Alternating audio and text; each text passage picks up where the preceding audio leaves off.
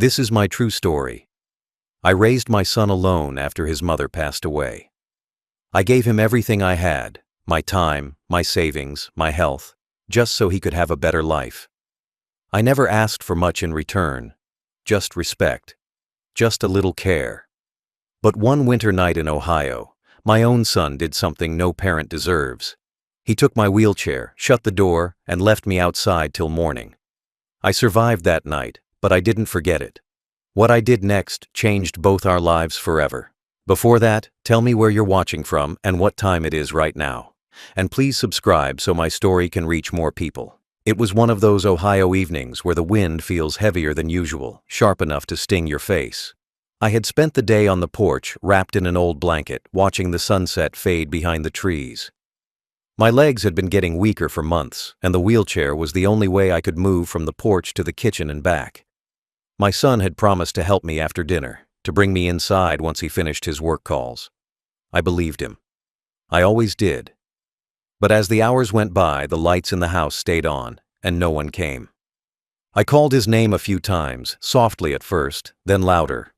No answer. I figured he might have gone out back, maybe to grab something from the garage. I waited, but the minutes stretched long. The wind picked up, and I could hear the old wooden boards of the porch creak beneath me. When I tried to roll forward, the wheels didn't move. That's when I saw it. The wheelchair wasn't where I'd left it. He'd taken it earlier to move something heavy from the garage and never brought it back. It sat across the yard, leaned against the wall, too far for me to reach. At first, I thought he'd come back for me. Maybe he forgot for a few minutes. I waited, staring at the door, expecting it to open any second. It never did. The house stayed quiet, except for the faint sound of his television through the window. The temperature kept dropping.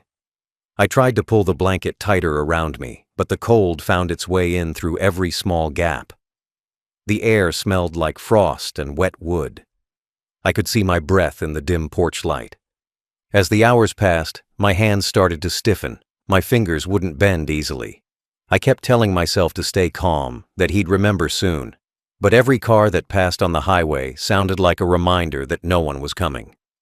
The neighbors' lights started going out one by one, their windows glowing faintly before turning black.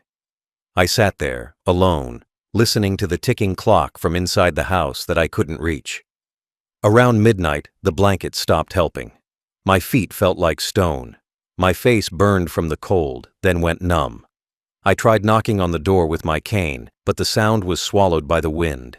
I looked at that wheelchair again, just a few feet away but unreachable. The thought crossed my mind that maybe this was it. Maybe this was how it ended, not from sickness, not from age, but from being forgotten by the very person I raised. Hours crawled by. My body trembled uncontrollably, not from fear, but from exhaustion. The kind of exhaustion that sinks into your bones. I could see the first light of dawn slowly creeping through the trees. Birds began to chirp faintly, and the frost that had settled on my hands started to melt. The door finally opened, and he stepped out, half asleep, holding his coffee. For a second he looked surprised, then almost amused. He said something I couldn't even process. My body was too cold, my mind too tired. He grabbed the wheelchair casually, pushed it toward me, and said something about how I should have called. I couldn't respond. My throat was too dry, my lips too cracked. I just looked at him, the same boy I once carried in my arms, the one who used to fall asleep on my shoulder, and realized something I never wanted to admit. The person standing in front of me wasn't my son anymore. He was a stranger wearing my bloodline. That morning, as the sun rose over the frost-covered yard, I made myself a promise. I wouldn't shout, I wouldn't cry, I wouldn't beg for respect again. I'd get up, heal, and take back what he thought he owned, not with anger, but with power, the kind of power that doesn't yell, it signs papers. That night didn't end when the sun came up. The cold had already done its work. My hands were stiff, my back ached, and my legs felt like they didn't belong to me anymore. I could feel the dampness of dew soaking through the blanket, the kind of chill that seeps into your skin and stays there. I watched my son walk back inside like nothing had happened. The sound of the door shutting echoed louder than the morning birds. I sat there for a long time, staring at the steps, trying to move but too weak to push myself. The wheelchair sat beside me now, but it felt useless. Not because it was broken, but because the trust that once sat between us was. The neighborhood started to wake up. I could hear car doors slamming, engines starting, kids waiting for the school bus. Nobody noticed the old man on the porch. Nobody asked why he hadn't moved all night. The world kept spinning while I sat still, frozen between disbelief and exhaustion. The frost that had built up on my sleeve sparkled in the sunlight like glass shards. My fingers had turned a pale blue, and when I tried to flex them, they barely moved. My breath came out shallow, like every inhale took effort I didn't have. At some point, I managed to grab the armrest of the chair and drag myself into it. Every inch felt like a mile. My muscles screamed, my lungs burned. When I finally sat back in the seat, it wasn't relief I felt. It was clarity. The kind that comes when you realize there's nothing left to say, nothing left to prove. That night had stripped away any illusion I had left about family, about care, about loyalty. The truth was simple. When people stop seeing your worth, you stop reminding them. I wheeled myself to the door and paused. I could see him through the window, sitting at the kitchen counter, scrolling on his phone like it was just another morning. A cup of coffee in one hand, that same careless expression on his face. I thought about all the nights I used to sit in that same spot helping him with homework, all the mornings I packed lunches and told him to be kind to others. Every memory of love turned into a question of how we got here, how a father becomes invisible in the home he built. I sat outside for another hour, letting the sunlight hit my face. My body started to warm, but my heart stayed cold. The neighbors across the street waved when they saw me, thinking I was just enjoying the morning air. I waved back and forced a smile. They didn't need to know. This was between me and the son who had forgotten the meaning of love. When I finally went inside, the air smelled like coffee and toast. He glanced up for a second, nodded, and went back to his phone. No guilt, no apology, just silence. I moved past him slowly, my wheels creaking against the floor. Every sound felt heavy. I went to my room, shut the door, and sat in the quiet. I didn't cry. I just stared at the wall until the minutes blurred into hours. That afternoon, when I looked in the mirror, I didn't see weakness. I saw endurance. I saw a man who had survived worse and could survive this too. That night was no longer a tragedy. It was a turning point. I realized something important. People who forget where they came from need a reminder of who built the road they walk on. And I was going to give him that reminder, not through words or anger, but through the one language he understood best, power. By evening, I was already making a list, not of what he'd done wrong, but of what I still owned, what I could still control, what could still be taken back. My hands shook as I wrote, but not from the cold this time. It was from determination. I had spent my life building things from nothing. This time, I was going to rebuild my dignity. I didn't say a word to him that morning. There was nothing left to say. I sat in my room, wrapped in a blanket, trying to stop my hands from shaking. Not from cold anymore, but from what I had realized. The kind of pain I felt that day wasn't loud. It was quiet, deep, and steady. It didn't hit all at once. It settled in slowly, like a bruise spreading under the skin. Every sound in the house felt different. The hum of the refrigerator, the creak of the floorboards, even the ticking of the old wall clock, they all reminded me of how empty the space between us had become. He walked around the house like nothing had happened. Coffee in the morning, work calls at noon, music playing at night. Not once did he look at me and see what he had done. I realized then that cruelty doesn't always come from hate. It comes from neglect, from the belief that someone's too small to matter anymore. I used to think the worst thing in life was being alone. I was wrong. The worst thing is being surrounded by people who treat you like you already are. That day, I stayed in my chair by the window and watched him leave for work. His truck rumbled down the driveway, loud and careless, like him. I thought about every time I used to carry him to bed when he was a boy, too sick to walk on his own. How I stayed up through the night just to make sure his fever broke. How I worked double shifts so he could go to college and build a life he wouldn't have to struggle through like I did. All those years, I gave him strength. Now he used my weakness as proof that I didn't matter. It's strange how the mind works. The more you think about betrayal, the more memories come flooding back. Not of the bad, but of the good. The days when love was easy and pure, before it turned into obligation. I remembered the day I gave him his first car, the pride in his eyes, the promise he made that he'd always take care of me someday. Promises like that don't fade. They rot. Slowly. Quietly.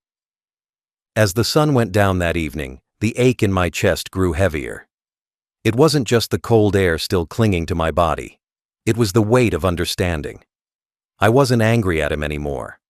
I was angry at myself for giving him too much. I had taught him that love always forgives, no matter what. I never taught him that love also remembers. That night, I couldn't sleep. The house was too still.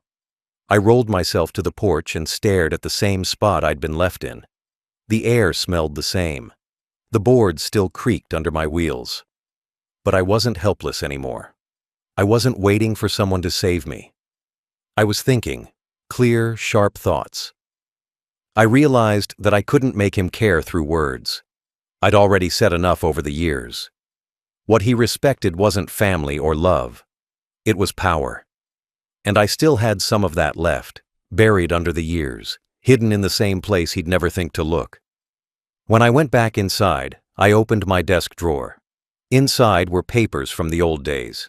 Business files, contracts, stock records from the construction company I'd built decades ago.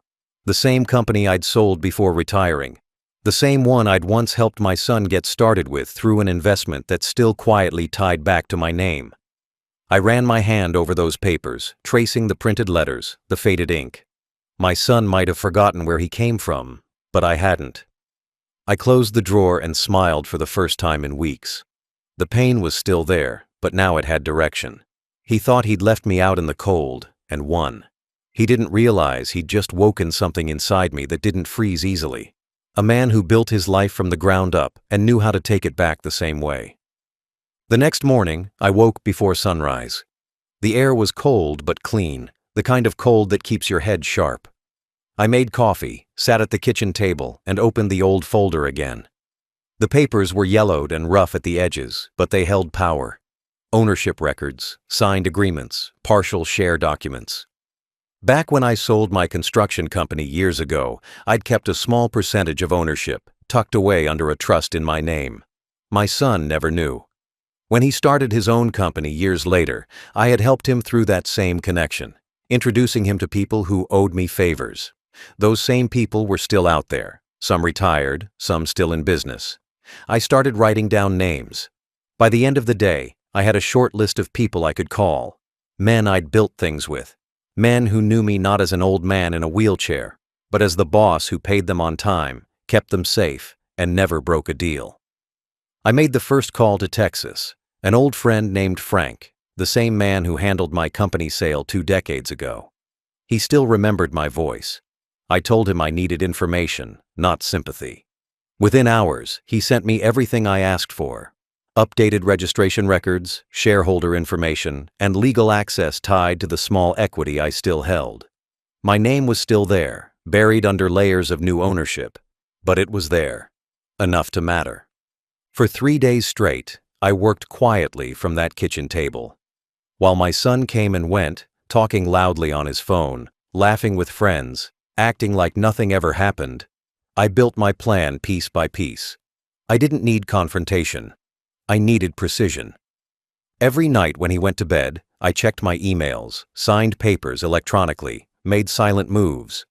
My old lawyer, another man who owed me a favor, drafted the transfer forms I needed. The ownership chain was still legal, still active, still binding. All it required was 3 signatures and 1 witness. I didn't tell anyone what I was doing. To him, I was still the quiet, weak father sitting in his chair, drinking coffee, watching TV. He had no idea that every time he left for work, I was pulling the rug out from under him. He didn't know that the man who built his first business connections was still the one with the final say. He had treated me like I was invisible, but he forgot one thing. Invisible doesn't mean powerless. By the fourth day, everything was lined up. The documents were ready. Frank had already contacted 2 minor shareholders who still respected my name. They agreed to sell their small percentages to me for pennies on the dollar, just to see me back in charge. The third one, the deciding vote, belonged to a man in Cleveland who'd worked under me years ago. I called him directly. The moment he heard my name, he said, "Sir, I owe you more than one favor." I didn't need to explain much. He signed within the hour. I sat back in my chair, staring at the papers spread across the table. My hands trembled slightly, not from weakness, but from adrenaline.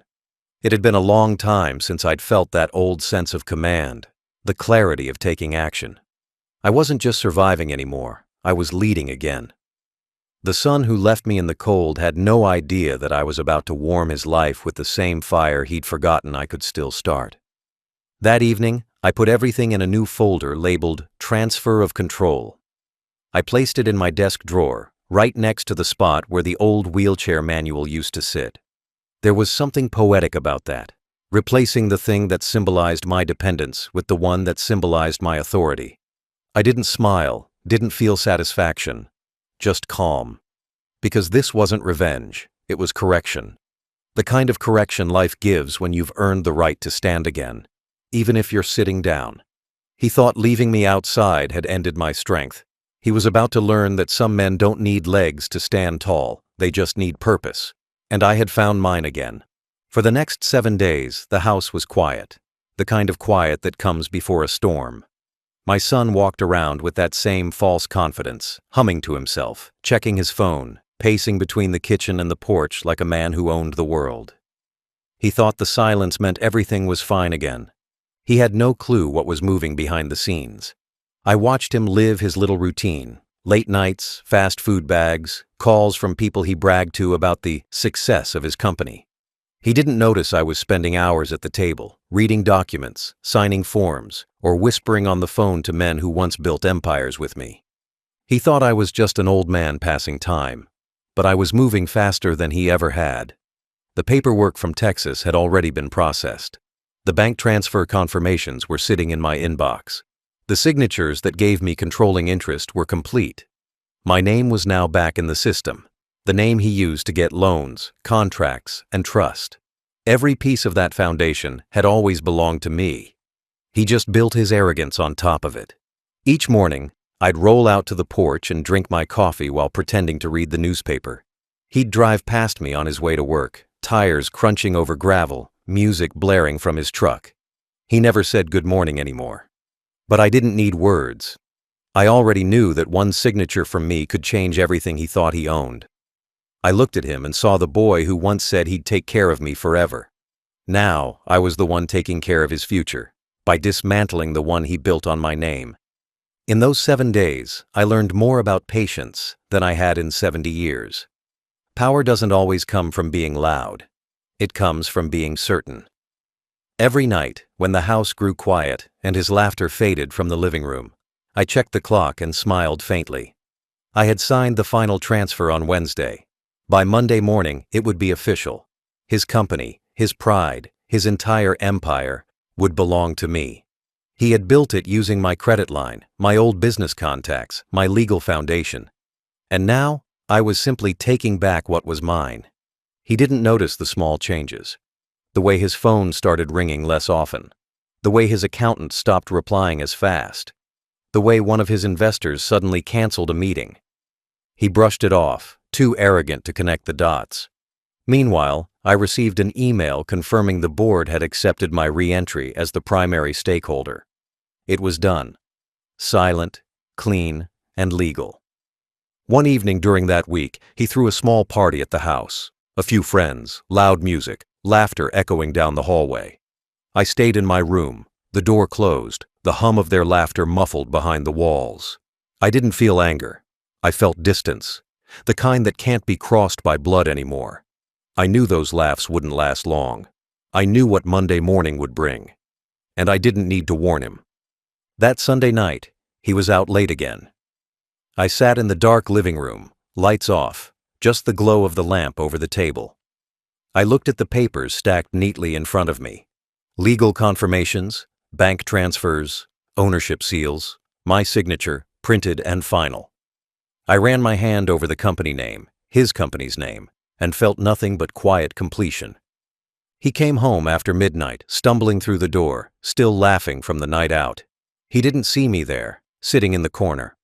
For a moment I almost spoke, almost told him what tomorrow would bring. But I stopped myself. He didn't deserve a warning. He needed to feel it the same way I did that night on the porch, sudden, cold, and unforgettable. By the time I went to bed, I had already written one final letter, sealed in an envelope on the counter. Not to apologize, not to explain. Just a reminder. The same name that gave him everything could take it all back just as quietly. The house slept peacefully that night. Only one of us knew it was the last night peace would live there.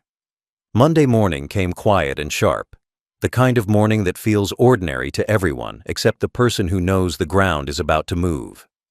I woke early, earlier than him, and rolled to the window. His truck was still in the driveway. The sky was gray, heavy with the smell of cold rain. I poured my coffee, set it beside the papers I'd already signed, and waited. The clock ticked toward 8.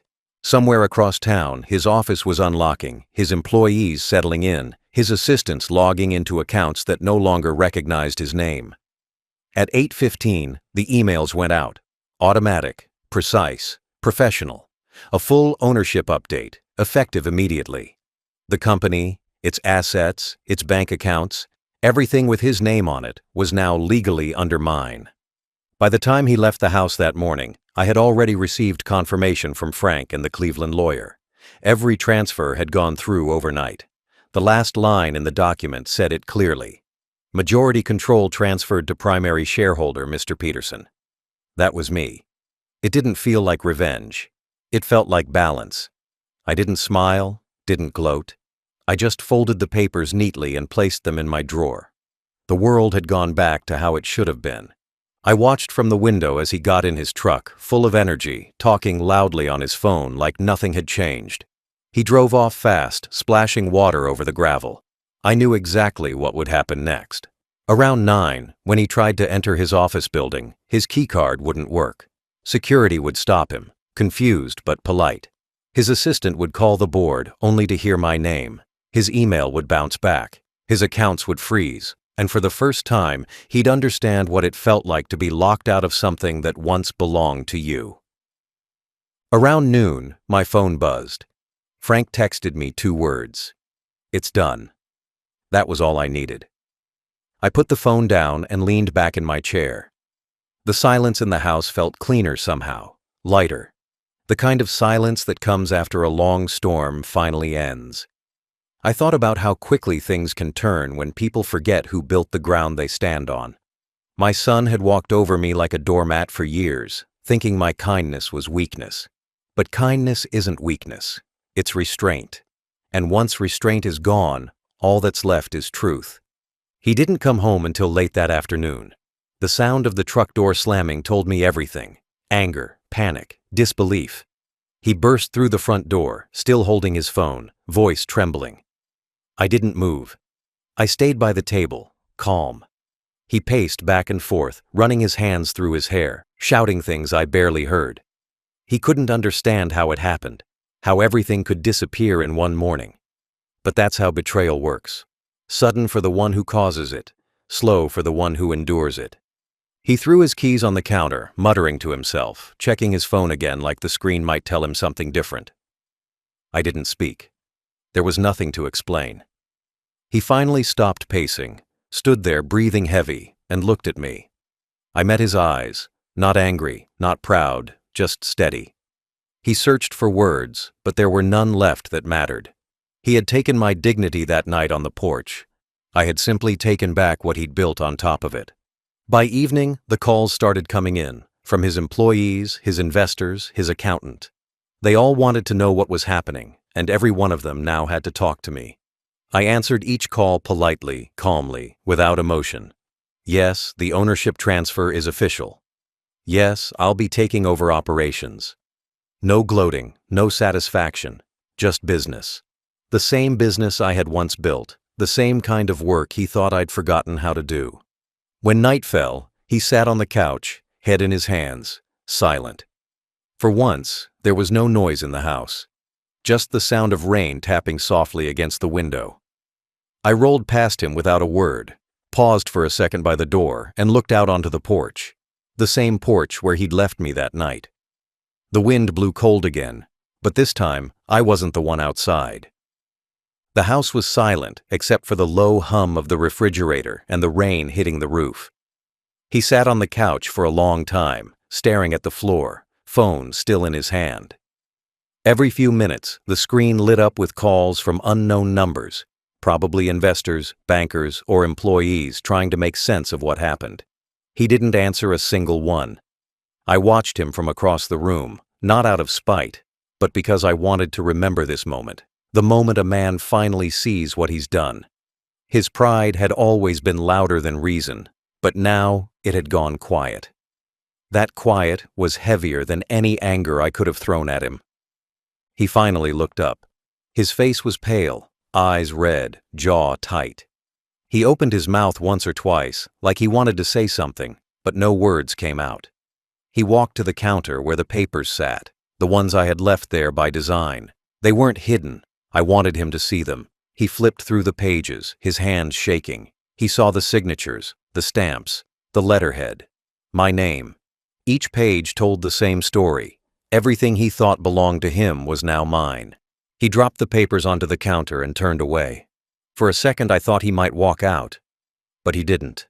He leaned against the wall, ran a hand through his hair and laughed, not from humor, but disbelief. The sound of it echoed through the house. It wasn't the laugh of a confident man. It was the laugh of someone who finally realized he'd built his castle on another man's foundation. He muttered something to himself, something bitter and tired, then sank into a chair at the table. I rolled toward the window, my back to him, staring at the same porch where I had frozen that night. The wood still carried faint marks from where my wheelchair had been stuck. The rain made the surface glisten, like the cold had returned just to remind me. I turned around slowly and looked at him.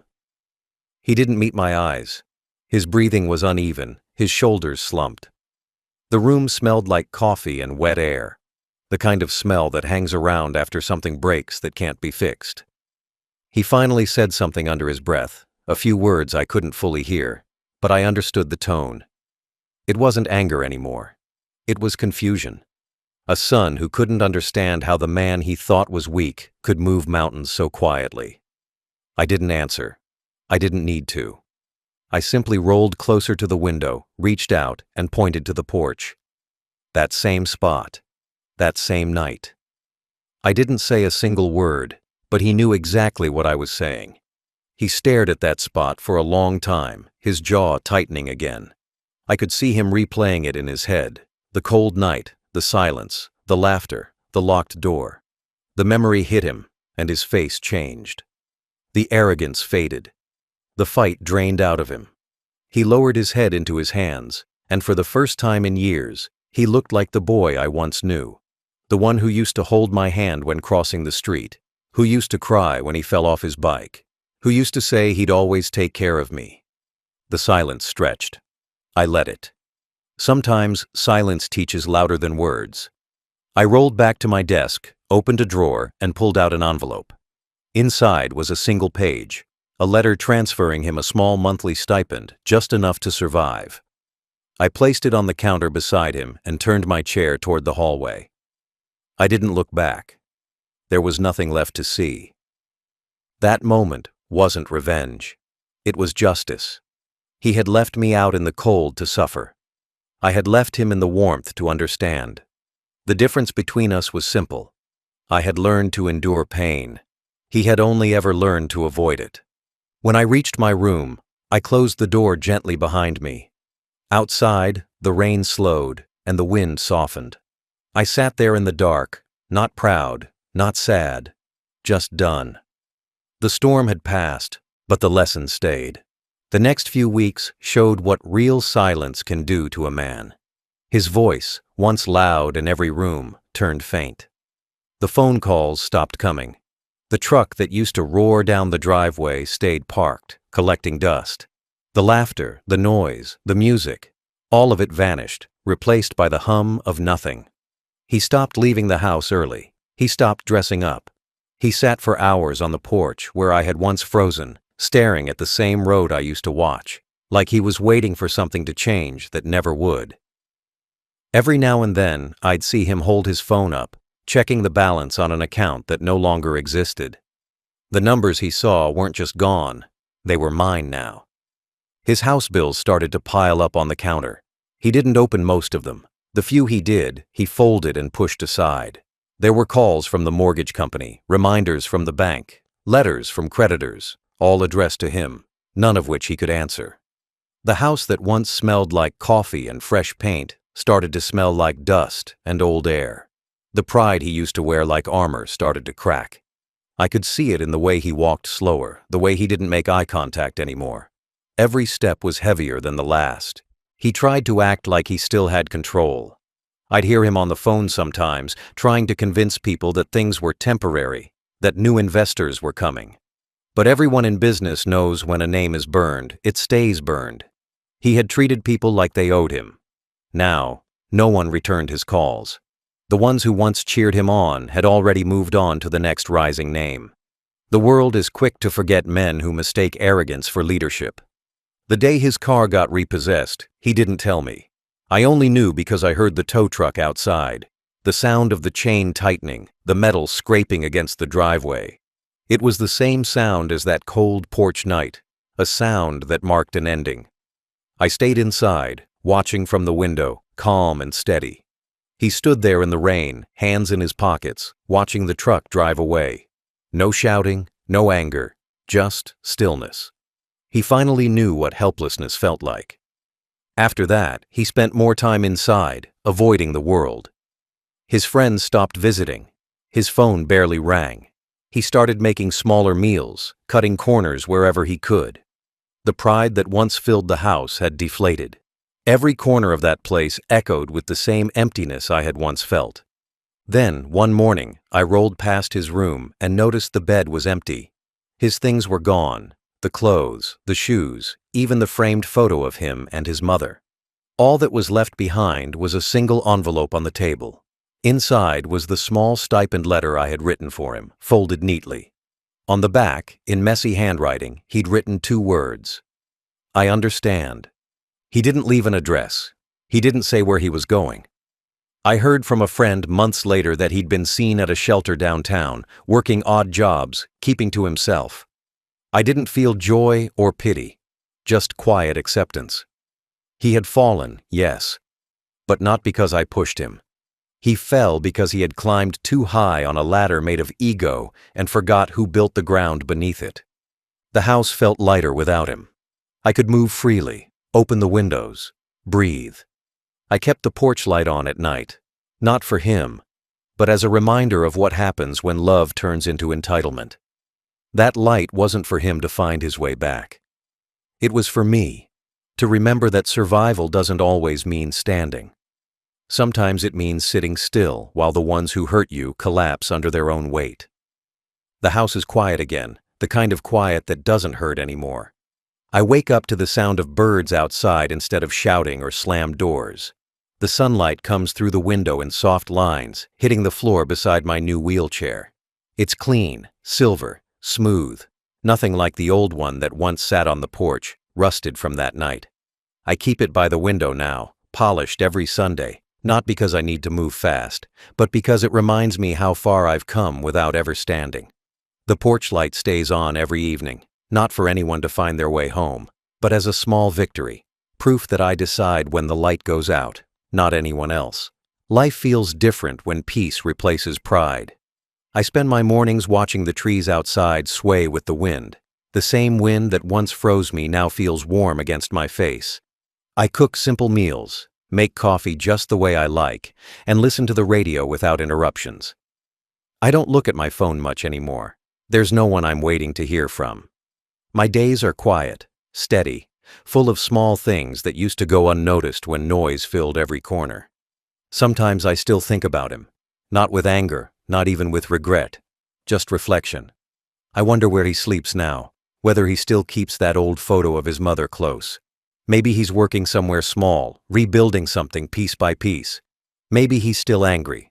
Or maybe, like me, he's learned that the things we build out of ego fall faster than the things we build with respect. The truth is, I don't need to know. I already saw what kind of man he became. I just hope he remembers what kind of man raised him. The neighbors still wave when they pass by. Some stop and talk about their kids, their jobs, their small problems. I listen, smile, offer advice when they ask. None of them know what really happened inside this house. To them, I'm just the quiet old man who keeps his yard clean and his porch light on. I like it that way. People don't need to see the wars you've survived to understand your peace. Every evening, I roll out onto the porch as the sky turns orange. The same boards creak under my wheels, but they sound softer now. I breathe in slow, watching the horizon fade. There's no bitterness left, only calm. I used to think justice meant seeing someone suffer. Now I understand it means living without carrying the weight of what they did. He took my dignity once, but in trying to destroy me, he reminded me who I really was. When the first stars come out, I sit there with my coffee, listening to the crickets. The world feels quiet and fair again. I don't hate him. Hate would mean he still controls something inside me. He doesn't. He's just a chapter I've finished reading. One that taught me how to build boundaries instead of bridges that lead to disappointment. I sometimes see his old truck drive by on the highway in my dreams, not in front of my house, but far in the distance. It never stops. It just passes, heading somewhere I'll never need to go. I wake up after those dreams feeling lighter. Not because I've forgotten, but because I've learned to remember without pain. This is the peace that comes after losing everything and realizing you still have yourself. This is what it means to win quietly. He took my wheelchair that night and left me outside, thinking I was too weak to matter. He thought cold air and time would break me. But all it did was wake me up. I didn't yell, didn't curse, didn't chase him. I learned something stronger than anger, patience, and patience gave me power. The same hands that once pushed him on swings signed the papers that pushed him out of his own company. The same porch where I froze became the place I found clarity. That night could have been my end, but instead, it became my beginning. He forgot that I wasn't just an old man in a chair. I was the man who built the ground he stood on. Now I sit in my warm house, watching the lights flicker across the street, and I realize something simple. Some people only learn when they lose everything they took for granted.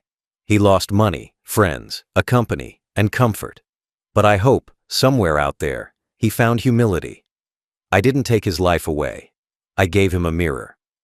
Everything he became, he built on my kindness. Everything he lost, he buried under his pride. I didn't ruin him.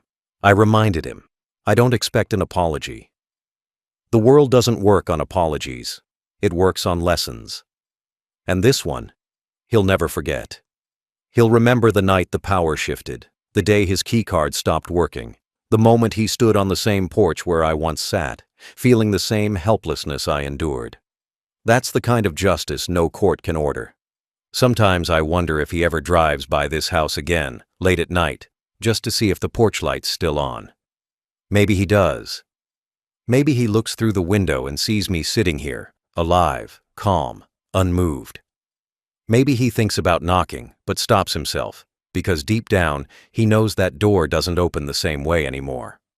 I didn't win because I took his company. I won because I took back my peace. The kind of peace that doesn't come from revenge, but from truth. I learned that love without respect is just control in disguise. And I learned that no matter how old you are, it's never too late to stand up, even if it's from a chair. He left me outside one cold Ohio night, thinking I'd freeze in silence. But now, he's the one left in the cold, alone, quiet, searching for warmth that doesn't exist anymore. Life has a way of circling back. You don't always need to chase it. Sometimes, all you have to do is wait. In the end, he taught me something too. Mercy isn't weakness. its power held back. And the strongest thing I ever did was not destroy him, but let him destroy himself. He left me in the cold with no chair and no care. I left him in the world he built, one without mercy. He lost everything money could buy and learned the value of what love once gave. In America, karma doesn't need a courtroom. Sometimes it signs papers. Sometimes it just sits quietly on the porch, waiting for perfect time.